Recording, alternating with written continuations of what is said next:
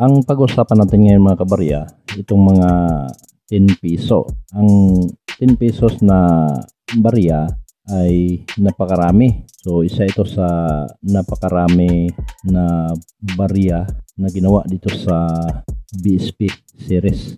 So meron tayong 10 pesos na yung dalawa, no, Apolinario Mabini at saka Andres Bonifacio na magkasama.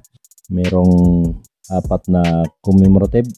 Diyan si Miguel Malvar, Antonio Luna, si Apolinario Mabini, Andres Bonifacio. So dito sa 10 pesos mga kabarya ay napakarami yung mga pwede nating mapakinabangan. Tulad nitong makikita natin sa mga video sa FB na ang isang commemorative na 10 pesos ay umabot na sa 22,000 ang isang piraso. So totoo kaya ito mga kabarya? Alamin natin kung totoo ba ang presyuhan itong mga commemorative na makikita natin sa video, sa reels, na napakarami yung mga gustong magbenta ng kanilang mga barya dahilan dito sa presyo na sinabi ng isang vlogger sa video na umabot na raw sa 22,000 ang isang peraso. So ito yung sinabi. General Antonio Luna. Dahil po ginawa ng movie si Antonio Luna ang commemorative. Ang suggestion ko lang doon sa gustong magbenta ng mga barya, so alamin nyo kung ano yung mga hinahanap ng ating mga buyer at saka ng mga kolektor. So para malaman nyo, panoorin nyo sa video at i-take note kung ano yung mga taon na pwede nyong kolektahin. Napakarami ang year 2001. So pangalawa ang year 2000. So sa dalawang taon na yan mga kabarya, yan ay diyan nagdududa yung ating mga kabarya dati na may ginto ang year 2000 at saka 2001. Gani man naggawa tayo ng eksperimento at tinistingan natin yung mga barya at ang ginamit nating mga barya dito ay mga hard to find. So ano yung mga hard to find na ginamit natin?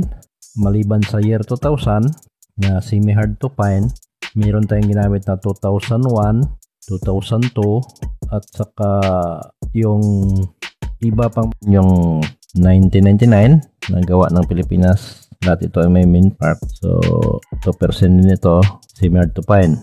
At year 2000. So ito din, no, pwede nyong mabinta itong year 2000 kasi hard to find. Saka 2006, yung 2009 na reverse 3 at saka reverse 4 na 2009, mga hard to find yan.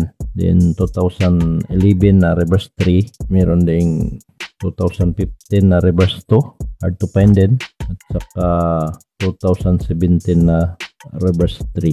So hard to find din yan mga kabarya, at mayroong 2016 na semi hard to find. Okay, so yung mga nabanggit natin ng mga barya, yung mga hard to find at saka semi hard to find, so kahit saan dyan ay pwede nyong mabinta basta yung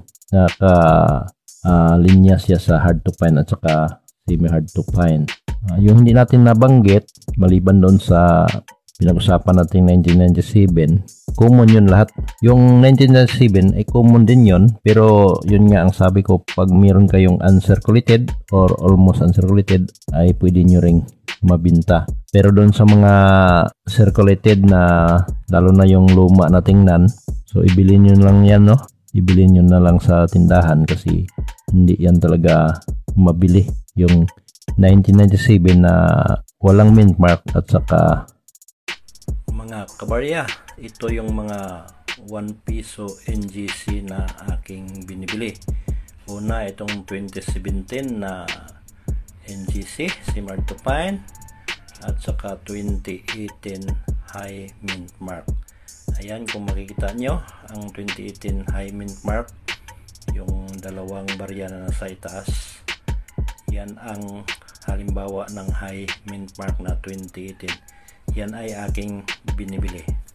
Ang piso mo, milyones daw ang kapalit kung totoo.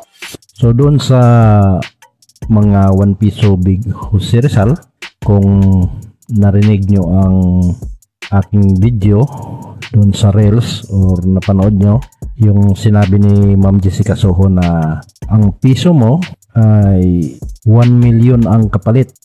Yan ay kung totoo. So sa dami ng mga tao mga kabarya na nakapanood sa reels na yon at doon sa sinabi ni Ma'am Jessica, hindi pa rin nila alam kung ano talaga yung piso na hinahanap. So maraming nagpakita sa atin ng kanilang mga piso, ngunit mga common piso yung kanilang pinapakita. So sa ngayon, panoorin nyo lamang ang video hanggang sa dulo at ipapakita ko dito sa inyo kung ano talaga ang piso na hinahanap ni Ma'am Jessica doon sa kanyang video. At doon sa reels natin kung ano talaga ang piso na ating hinahanap. Okay? So ngayon mga kabarya, ang 1 piso Big Rizal na sinasabi sa video ni Ma'am Jessica Suhon na nakaharap sa kaliwa, ang mukha ni Rizal na nakaharap sa kaliwa at posible na bibilhin ng 1 million. Sa panahon ngayon, saan nga ba aabot ang iyong etneb o 20 pesos? Pwede raw yan palitan ng 500 to 1,000 pesos? Paano? Ang piso mo, milyones daw ang kapalit kung totoo. I-check ang inyong mga bulsa, pitaka o alkansya at baka meron kayong naitagong 1 peso coin. Ito ang barya na sa harap, naka-side view, si Dr. Jose Rizal. Ang suggestion ko lang doon sa gustong magbenta ng mga barya, so alamin nyo kung ano yung mga hinahanap ng ating mga buyer at saka ng mga kolektor. So para malaman nyo, panoorin nyo sa video at i-take note kung ano yung mga taon na pwede nyong kolektahin. So pag ganitong error, mapresyohan nyo to sa 500 pataas, posible 500, 1,000, depende na sa usapan ng buyer at saka seller. Balik tayo sa ating pinag-usapan mga kabarya na yung binibili kong mga barya.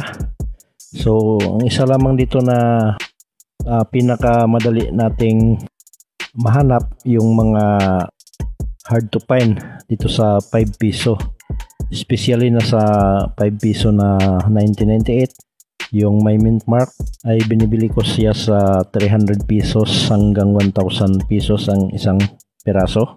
Then ang 2006, so binibili natin siya sa 500 hanggang 1,005 ang isang peraso. Yun ay 5 piso BSP series. Sa 10 piso naman, so meron tayong binibili dito na mga hard to find. So merong die 1B, die 1D. So mahirap kasi yan mga kabarya pag hindi ka sanay sa mga barya, ay hindi mo talaga alam kung paano yan mahanap. Kaya yung pinakamadaling makita natin dito, ito lamang barya na hard to find. Itong year 2007 sa 10 pesos BSP at saka year 2009 sa 10 pesos BSP. Okay, so sa dalawang yan mga kabarya ay halos magkapareho ang presyo. So binibili natin yan sa halagang 500 hanggang sa 1,500 ang